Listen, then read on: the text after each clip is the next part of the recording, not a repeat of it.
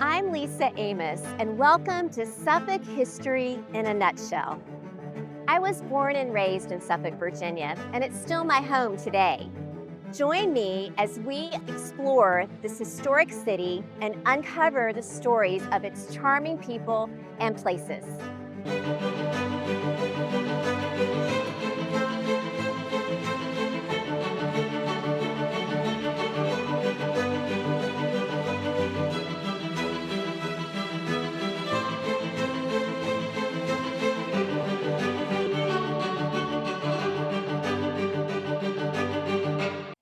Hi everyone, this week we're back on Penner Street in the heart of downtown Suffolk. This neighborhood used to be known as Newtown. Most of the homes here were built in the late 1800s and early 1900s. And today we're going to learn more about the fascinating Susie House.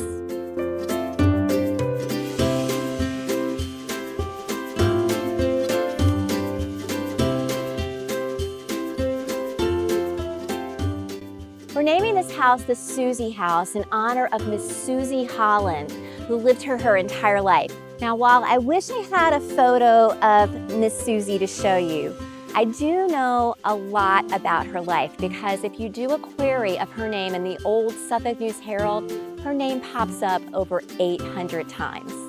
So some of the things we've learned about Miss Susie is she was a public school teacher, she never married, she was a graduate of Elon College in 1905. She eventually became a trustee of the college, very active at the Suffolk Christian Church, and was a charter member of the Nansemond River Garden Club. And this home was the host of many parties for the church and for the garden club. Miss Susie's brother, H.H. Holland, also lived here. He was the founder in 1900 of Holland and Beeman's, which is now the Napa store on Saratoga Street. Now, the cool thing about old homes is you never know what you'll find during renovations. We are here in the Susie House in the dining room with the owners, Randolph and Kimberly Crocker. Thank you all for having us today. And I know you bought this home in 2017. What was it that spoke to you that said, this is our home, this is the place we want to be?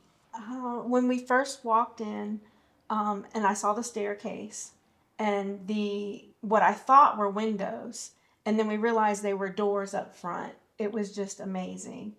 And you said this wasn't really on your bucket list to own an old home. We had looked and looked, and when we came in here, we just knew when we just saw the details and how grand it was. And Randolph, you're the handyman here. You've done almost all of the renovations. Were you able to keep the original windows and doors, and all of that is original to the home, right? Yes. What took you the longest to work on and finish?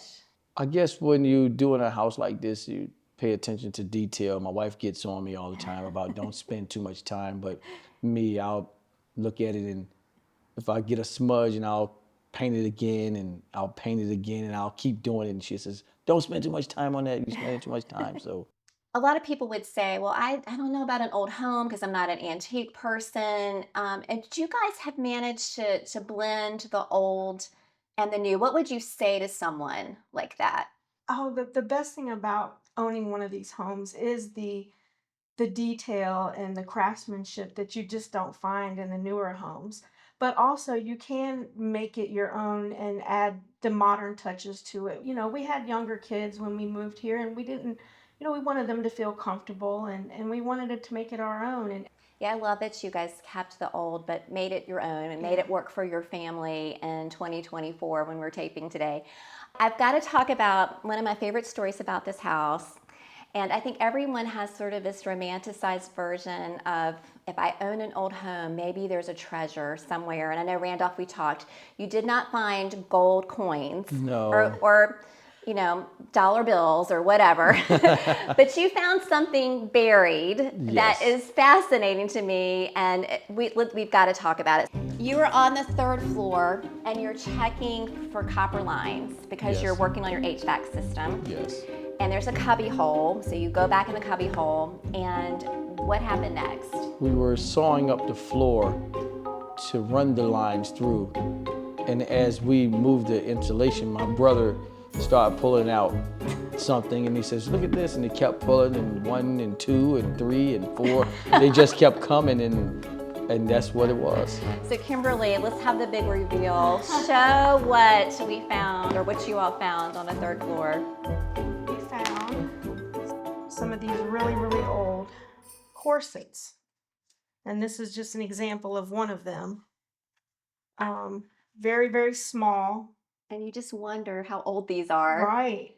And we wonder what the story is and why they ended up on the third floor under the floorboards in this particular closet. They're beautiful. You can still feel the boning that Yeah. make them stiff. They still have all of the strings to tie, the stays. And there's actually even I don't know if you can read that. There's actually even a brand name there. Oh my goodness, that's that you can see who the manufacturer of them is. I think they're fabulous. Randolph, I know you have a theory, a more practical theory about why they were put there. Tell us what that is. I was thinking they was using them for insulation. Just good old insulation. Yeah. But then you think about, was that somebody's stash spot?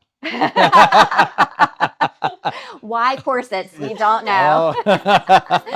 Anyway, this is fabulous. I love that you guys have saved these, and maybe there's more mysteries to uncover here. Thank you all for sharing with us today, and I love that you've breathed new life into this home and made it your own, and it's really a special place. Thank you. If you would like to tour any of the locations that we're featuring on Suffolk History in a Nutshell, please join us for the historic Suffolk Holiday Tour. It's December 7th and 8th. To learn how to purchase tickets and join us, go to suffolkhistory.org.